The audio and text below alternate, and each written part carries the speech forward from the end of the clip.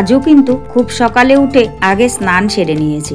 স্নান সেরে তারপর সোজা চলে এলাম রান্নাঘরে, কারণ কাল ওই ছোলাটা ভিজিয়ে রান্নাঘরেই রেখেছিলাম।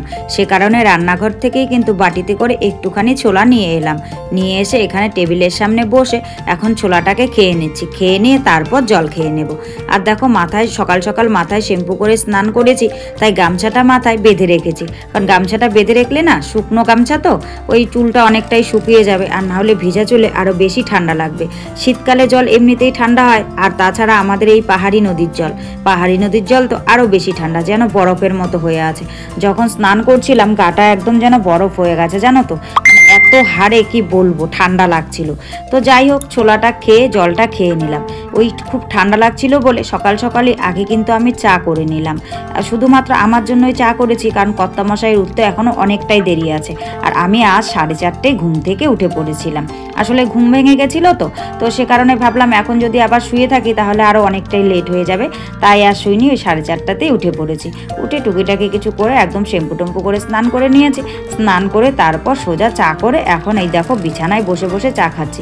আসলে যেখানে সেখানে বসতে দেখি ঠান্ডা লাগছে। চেয়ারে বসেছিলাম তখন ছোলাটা খেতে, এত পরিমাণে ঠান্ডা লাগছিল কি বলবো। সে কারণেই এখন চাটা খেতে কিন্তু আমি বিছানাতেই বসেছিলাম। আর বিছানায় বসে চাটা খেয়ে তারপর দেখো এসে এখন মাথাটাকে ঝেড়ে নিচ্ছি। ততক্ষণে চুলটা অনেকটাই কিন্তু জল টেনে নিয়েছে এই গামছাটা।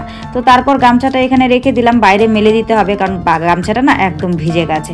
তো ভেজা চুল নাকি আঁচড়াতে নেই, অনেকের কাছে শুনেছি ভেজা চুল আঁচড়ালে পরে চুল উঠে বেশি।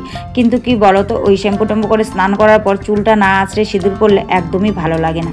তাই ভাবছি যে না, ভেজা চুলেই আঁচড়ে নিই। তাই ভেজা চুলটাই কিন্তু আঁচড়ে নিচ্ছি। তবে হ্যাঁ, এটা কথা একদমই সত্যি, আমিও প্রমাণ পেয়েছি যে হচ্ছে ভেজা চুলে মাথা আঁচড় করলে পরে চুলের মানে পরিমাণটা, যাদের মাথার চুল ওঠে আর কি, খুব বেশি পরিমাণে চুলটা ওঠে। তবুও আঁচড় করে নিলাম। তো আজকে চিরুনি করতে কিন্তু মাথায় খুব একটা বেশি সময় লাগেনি। ওই মাথাটা শ্যাম্পু করেছি তো, তাই জট টটগুলো তেমন একটা লাগেনি। খুব তাড়াতাড়ি কিন্তু আমার মাথাটা আঁচড়ানো হয়ে গেছে। তো মাথাটা আঁচড়ে দেখি ভালোই চুল বেরিয়েছে। সেই চুলগুলোকে টেবিলের উপর রেখে এবার কিন্তু ক্লিপটা দিয়ে নিলাম, কারণ ওই যে সিঁদুর পরবো। আর ছাড়া চুলে তো সিঁদুর পরতে নাই, তোমরা সকলেই জানো। মানে কি কারণ সেটা আমি ঠিক জানি না, তবে শুনেছি যে ছাড়া চুলে আর কি সিঁদুর পরতে নেই। সে কারণে একটুখানি ক্লিপটা লাগিয়ে সিঁদুরটা পরে নিলাম। তারপর চুলটাকে আবার একটুখানি ছেড়ে দেব। তো যাই হোক, মোটামুটি সকালবেলাটা স্নান টান করে রেডি সেডি হয়ে নিয়েছি।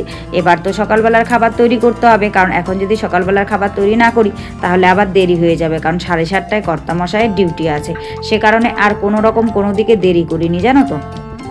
দেরি না করে সোজা চলে এসেছি রান্নাঘরে এসে সকালের খাবারের জন্য কয়েকটা রুটি বানিয়ে নিচ্ছি। তবে বেশি পরিমাণে কিন্তু রুটি বানাচ্ছি না, রুটির পরিমাণটা একদমই অল্প বানাচ্ছি। আসলে মানে যে কোনো জিনিস লাগাতার খেলে পরে না সেরকম একটা ভালো লাগে না। সে কারণেই হচ্ছে মানে রুটির পরিমাণটা খুবই কম বানাচ্ছি, কারণ খেতে ততটা ভালো লাগছে না, খুব বেশি পরিমাণে খাওয়া যাচ্ছে না। তো কর্তামশাই খেয়ে যে কটা থাকবে, 4টা রুটি বানিয়েছি আর কি।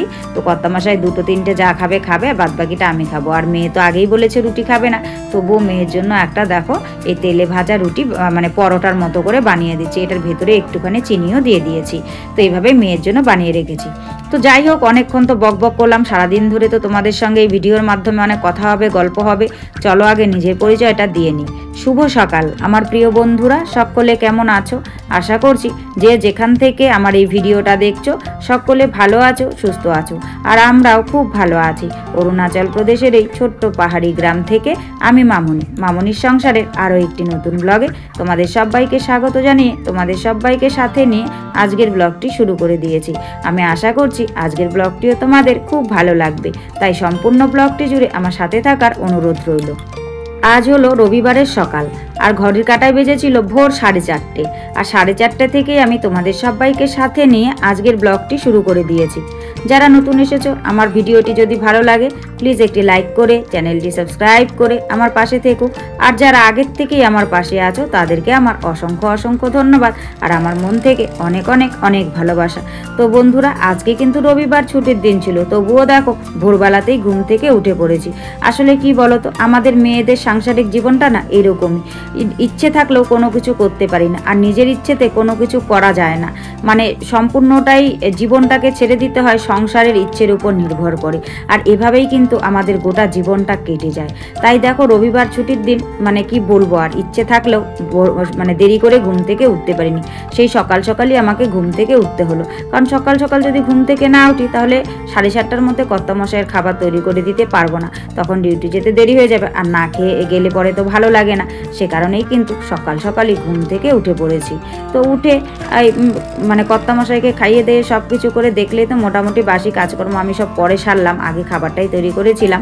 তারপর এখন কিন্তু আমি মোটামুটি কাজকর্ম গুছিয়ে নিয়ে এখন চলে এসেছি বিছানাটা গোছাতে। আর জানো তো বেলা কিন্তু অনেকটাই হয়ে গেছে, কর্তামশাই খেয়ে টেয়ে বেরিয়ে গেছে, আমরাও খেয়ে নিয়েছি, মেয়েকেও একটু খাইয়ে দিয়েছি। এখন মোটামুটি ওই 9:30 10টার মতন বাজে আর কি। তো তারপর কাল কিছু কাচাকুচি করেছিলাম, কাপড়গুলো ওভাবেই রেখেছি। আসলে কাপড় ভাঁজ করতে না আমার এতটাই অলসতা বোধ হয় কি বলবো, মানে এখন করব তখন করব করে না রেখে দিই। তো ভাবলাম যে না এগুলোকে ফেলে রাখলে ঘরটাও দেখতে ভালো লাগছে না, আর অগোছালোভাবে থাকলে কেমন যেন লাগে। সে কারণেই ভাবছি যে বসে না থেকে এগুলোকে এই সুযোগে ভাঁজ করে নিই।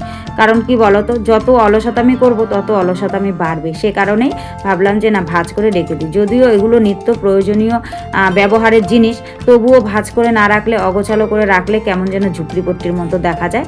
তো সে কারণেই অলসতা না করে ভাঁজ করতে বসে পড়েছি। আর বেশিরভাগটাই কিন্তু মেয়ের ড্রেস। আসলে এই মেয়ের স্কুল ড্রেসগুলো তো নিত্য প্রয়োজনীয়, তবুও ভাঁজ করে রাখছি।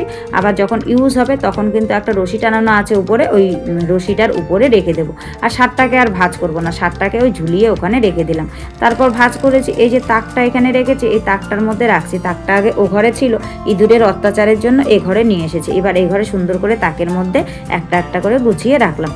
তারপর আবারও কয়েকটা কাচাকুচি ছিল, ওই কাল তো সম্পূর্ণ ড্রেস কেচে দিতে পারিনি, মেয়ে যেগুলো পরে গেছিলো সেগুলো রয়ে গেছিলো।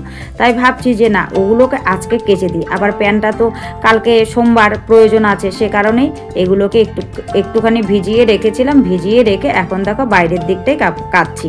এই যে এখানে যে সিনটেক্সটা রেখেছি এইটুকু জায়গায় একটুখানি ঢালাই করে দিয়েছিলাম, তো এখানটায় কাপড় কাচতে না বেশ সুবিধা হয়। ঘরের ভিতর প্রচণ্ড ঠান্ডা, এখানে দেখো মোটামুটি কিন্তু একটুখানি রোদ পড়েছে, আর এই রোদের মধ্যে কাচাকুচি করতে বেশ ভালোই লাগে।